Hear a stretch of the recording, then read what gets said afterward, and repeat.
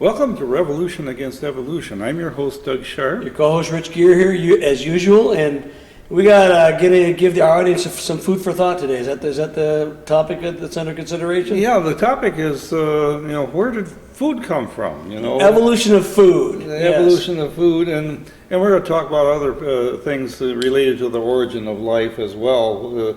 You had some questions that I did. I had a person that comes over to the house, helps take care of my wife Carol, and basically he's a really, really nice kid, but he basically thinks the Bible is silly and definitely believes in evolution, and came up with a thing this week about synthesizing DNA in the laboratory. And of course, I didn't realize DNA had been synthesized. I didn't think it was, but Doug has put me to rest. I looked it up and it turned out they had done it. And I go, do those have any implications? And I'm going to let you talk about that, Doug, because he's the chemistry guy. Doug really is, and he knows a lot of why that is not as significant as the sites seem to. Yeah. When they first come up, it's like a lot of things, like a new discovery of a missing link, which turns out not to be anything but, and all life on Mars, moon rocks, and everything else. This is seems to me, based on what you were telling me earlier, some of the same issues, and we're going to talk about other things too. But that was one thing that was on my plate. We'll start out with topic A, the idea of food. And it's fairly a simple concept, and I haven't ever seen any explanation from an evolutionist on where food comes from. Because in order to have life come about by chance, you have to have a food source for it to feed upon, and so. But the food source really comes from life itself. You really can't have, have to have all the proteins and amino acids and the. Is this another one of those cases where unless everything works, nothing works? That's exactly what the problem is, and so we have a chicken and egg issue with with food, and it's really an interesting problem for an evolutionist to solve. So we would like our evolutionist friends to come up with an explanation. Well, if life came about by chance, and we've talked at length in other shows on the impossibility of life coming about by chance, then you have the problems of how do you actually get it to assemble itself into a living organism, where you actually start up the ATP mechanism that generates the energy, and the cycle of life. And I'm coming into the realization that it isn't the physics and chemistry that is what life is all about. There has to be some sort of spiritual dimension that makes it all work. There has to be something outside of this physical universe that makes the things happen. I know that sounds like we're begging the question, but nothing in this. I mean, look, we get the same thing with panspermia. I'm just a little bit, but it's like the people who are honest about it realize there's nothing on this planet that really would allow evolution, no matter how many billions of years you postulate for it. It just wouldn't happen.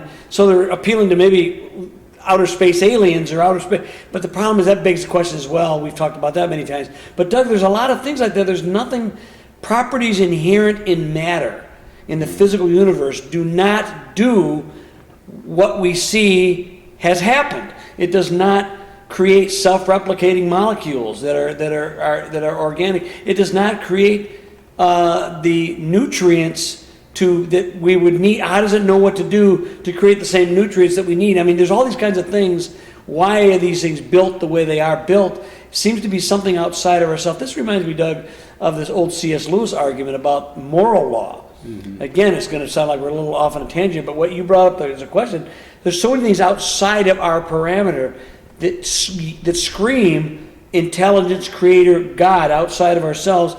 C.S. Lewis made the argument, and I don't know if it's original to him, but I read it in Mere Christianity years ago. The idea that pretty much everyone in the world recognizes certain basic moral realities. That killing people for spite or just for self is wrong. I don't care what culture you're in. You may be justified for some religious reason or some higher cause, but generally speaking, just killing for selfish reasons is considered wrong. Yet it happens, Doug. We know that lying and cheating and stealing are intrinsic things that people recognize as wrong. I find this out, by the way, even you evolutionists out there, you're always trying to tell us we're lying, and I would say to you, why does it matter? I mean, if everything's random chance and you have to steal from my worldview to get your idea that lying is wrong, because you have no moral compass to put that in there. But that's another, Doug, thing that's not dealing with the physical ramifications, but yet the physical universe, why we have this spiritual, emotional, and physical dearth of power to make the things happen that we see happen. So back to what you're saying, Doug. And when my father passed away, you had life. He was active the day before he died. Yep. Then it's like the switch was turned off, and he was gone. And so there was that dimension that left him. Right.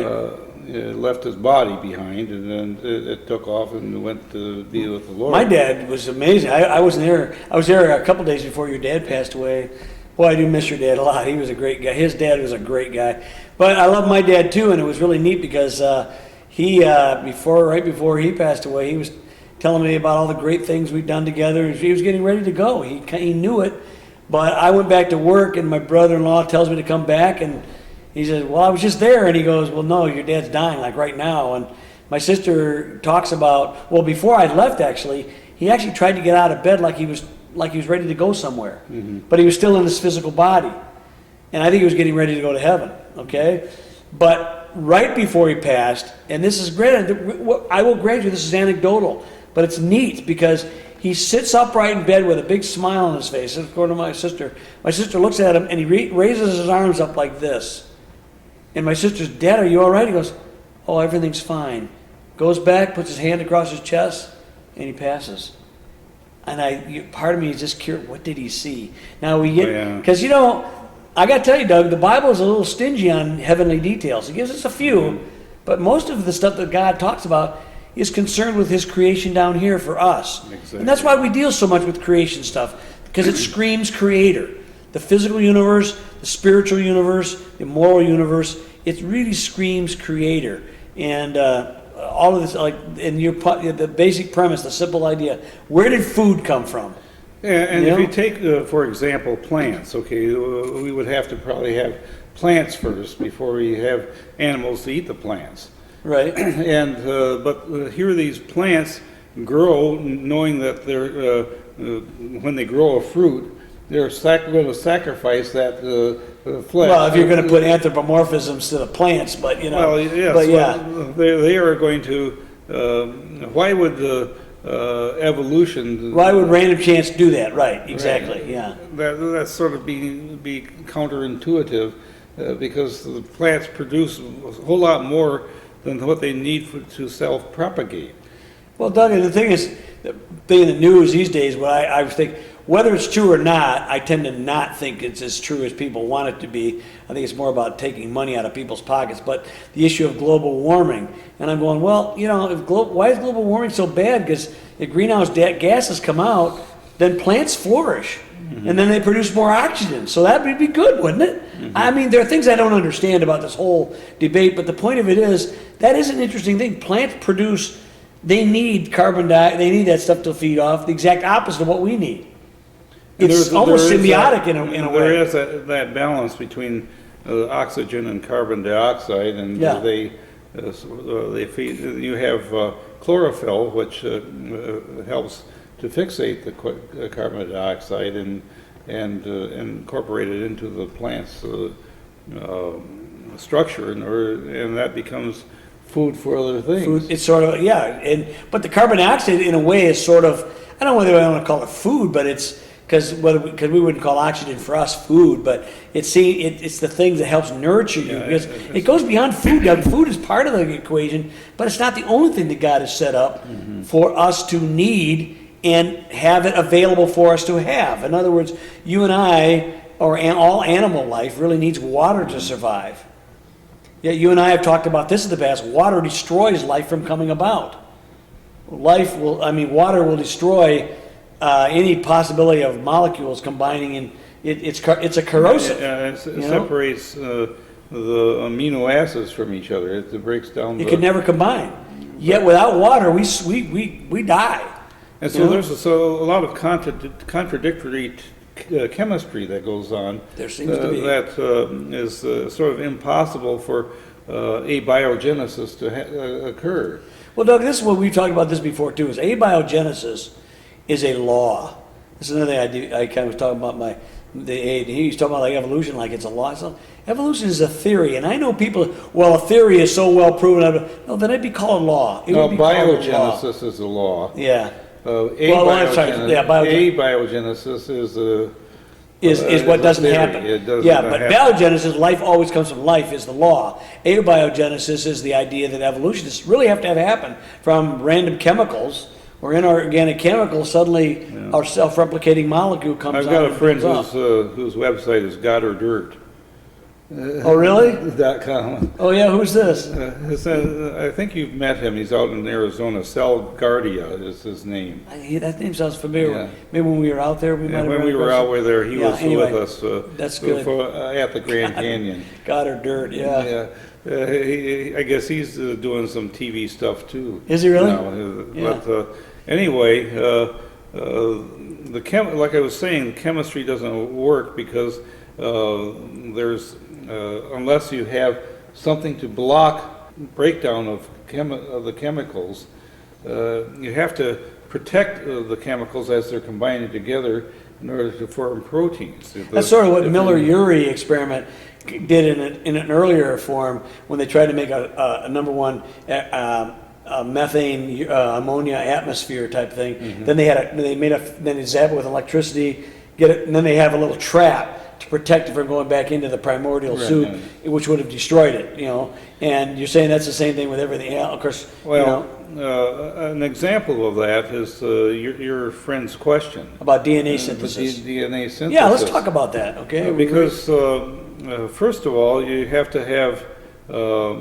adenosine, guanine, cytosine, and thymine. Those are the 4 different nucleotides that combine together to form. Now there's sugars, right? Is it? Yeah, and the sugars are the bugaboo for evolutionists.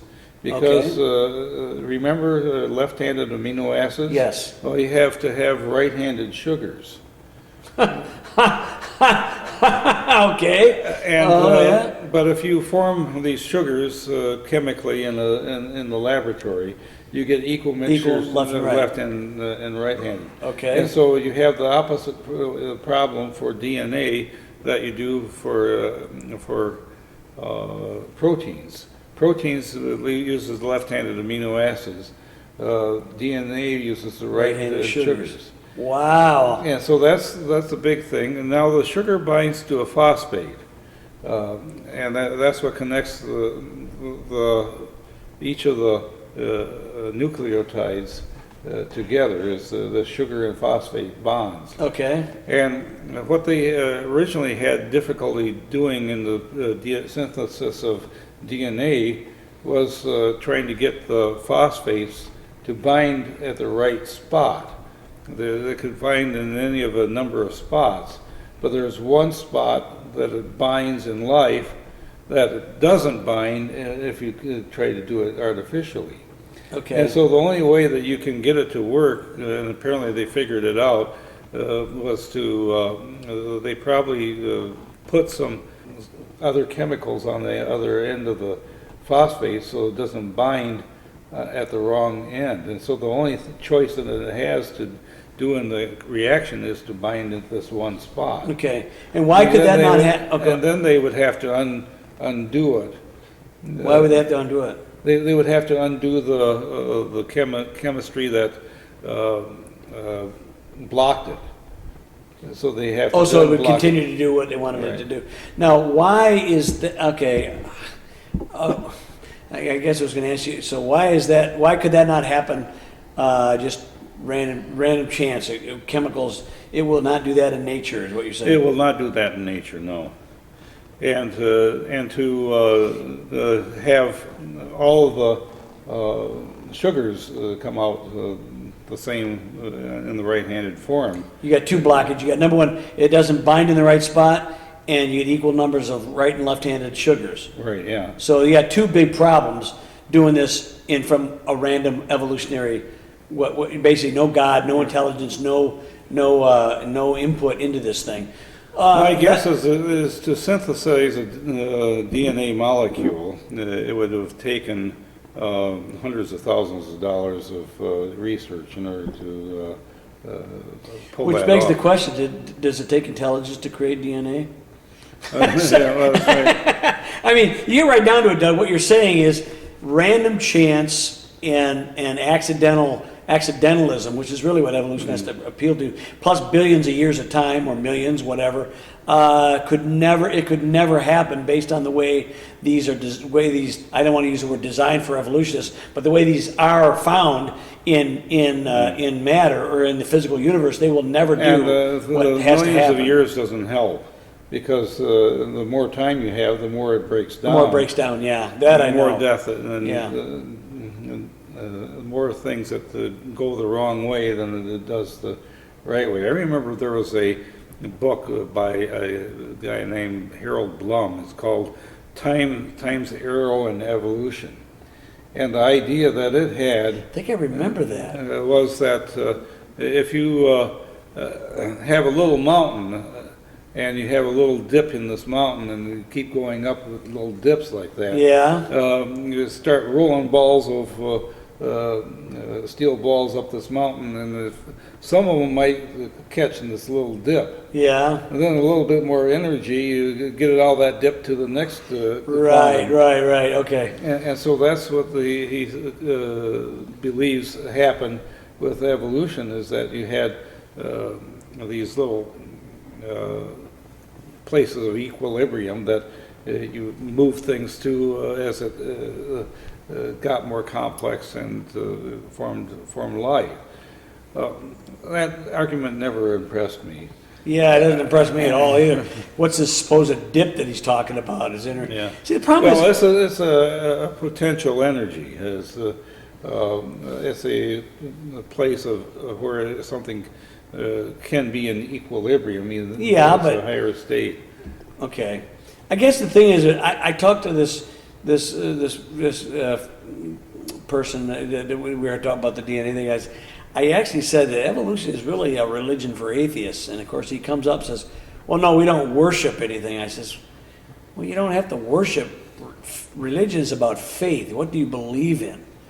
And what we're saying is to believe in some of the constructs that evolution has had to postulate takes much more faith than it does to believe in an intelligent designer, especially when you see all the things that really don't work the way it has to work for evolution to be true. In fact, quite frankly, based on what we're talking about with food, with the DNA, the amino acids, the sugars, the left and right-handed stuff, the water problems, there's nothing in this world, let alone, or this universe, let alone this world, that could allow a random accidental thing to happen to create what we see today. I just doesn't, there's nothing that can happen. Even the things when they synthesize DNA, it's artificially constructed and forced, just like the Miller-Urey back in the 50s, you know? It's the same kind of arbitrary fakery that makes it, and people say, oh, we've created life in a test tube, or we've got the precursors to life.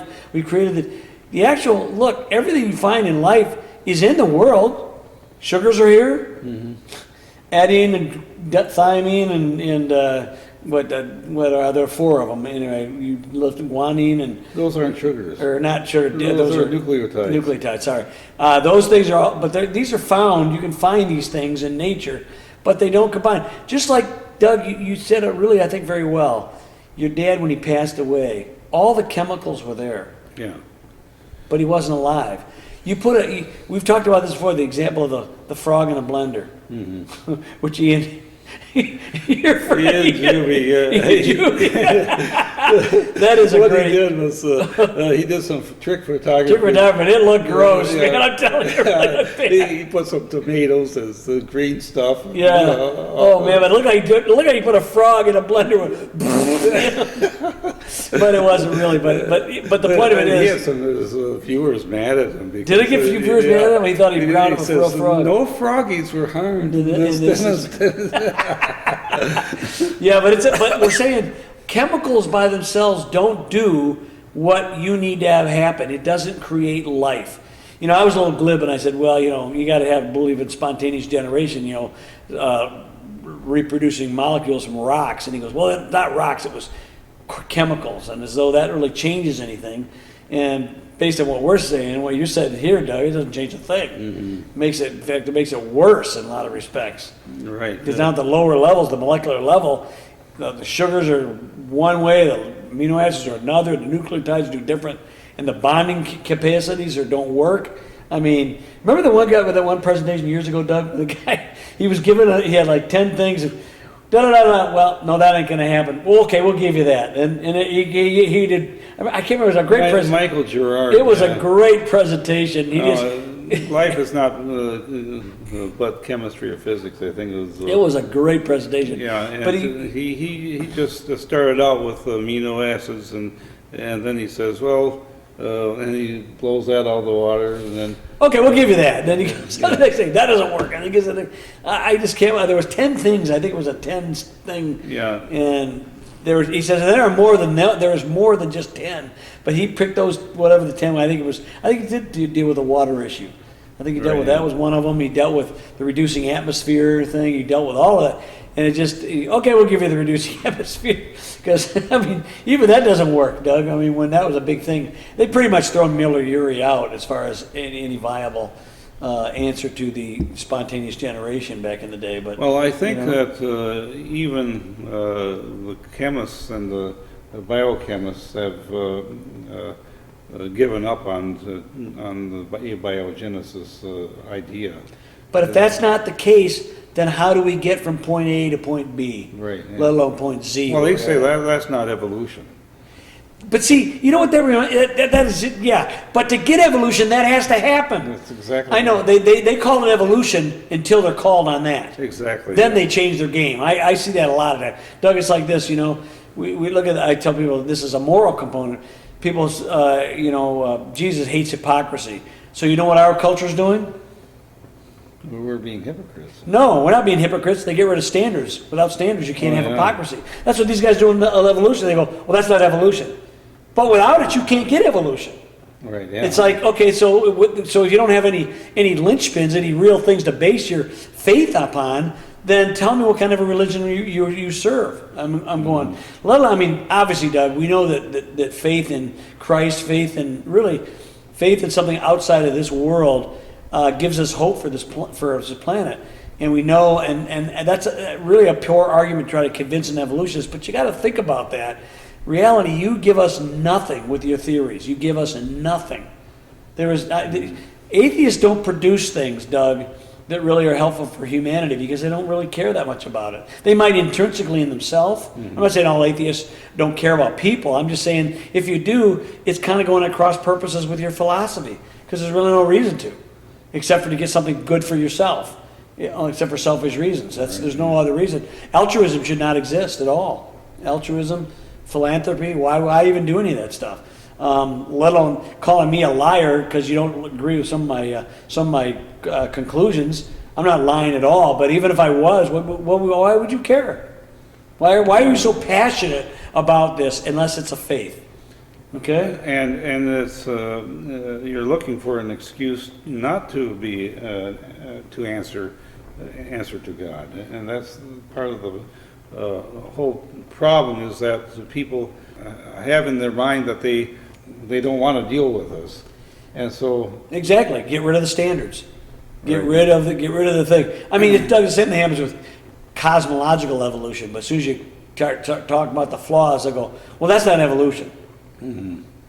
It's interesting how they use the term try to say that these amino acids come from comets that landed on the Earth and panspermia, in other words. Yeah. And so where do they come from? Right, but the problem is that if you plant, you have a meteorite that crashes on the Earth, it's going to destroy the anything that it carries with it. Right. I'm just really baffled as to why. I'm not really baffled, Doug, because the hardness of the heart of man is almost legendary in its perversity. The idea that that people want to believe in this kind of stuff to escape the implications of not. In other words, if what you say is a crock-a-doodle-doo, okay, it's a crock of whatever, and then you have to go to the other side. There's an intelligence outside of ourselves, and we are beholden to it because he set the rules, and he told us how we set the rules. You have to basically figure out a way to dismiss the words. You have to way to dismiss the evidence around you. The Bible does say very clearly the creation reveals the Creator. If you can't see the creation in the or the Creator in the creation, then and then the words themselves are spoken how it is. Well, then basically that's a purposeful willingness to suppress the truth and unrighteousness. Okay. Well, I'd like to see. I'd like to see the chemists put together a pill that they stick in the ground, and up comes a tree or a plant or something like that. But Doug, even if they do that, I'm not saying they could ever do it because it's too complicated. It always begs the question: this did not happen randomly. Right. There was a forced intelligence or an artificial intelligence putting that component together if they create a pill, Doug. I mean, what they're trying to say is, well, see, we were able to create it. It could have happened accidentally. And basically, no. Your DNA answer, Doug, tells me there's nothing, their properties inherent in matter do not do what you say has to happen for evolution to occur. And the other thing, which came first, DNA or DNA polymerase? Okay. DNA polymerase is needed to create DNA, but the DNA is needed to create the DNA polymerase. So again, unless everything is there, nothing is there. Right. And that whole process is very complicated. It actually unkinks the Oh yeah, I've seen pictures of that. That's a great. as the helix is being formed, it makes sure it doesn't get all tangled up. I just love the stuff all the stuff going on there when they unzip one part of the DNA strand, put it and zip it back in. I mean, there's so many things, Doug, in the way the proteins are designed, or they got a lock and a key mechanism with. Right. I mean, it's just there's so many things that are just incredibly complicated and amazing. The more you study them, the more food for thought we have, Doug. That's right. Yeah.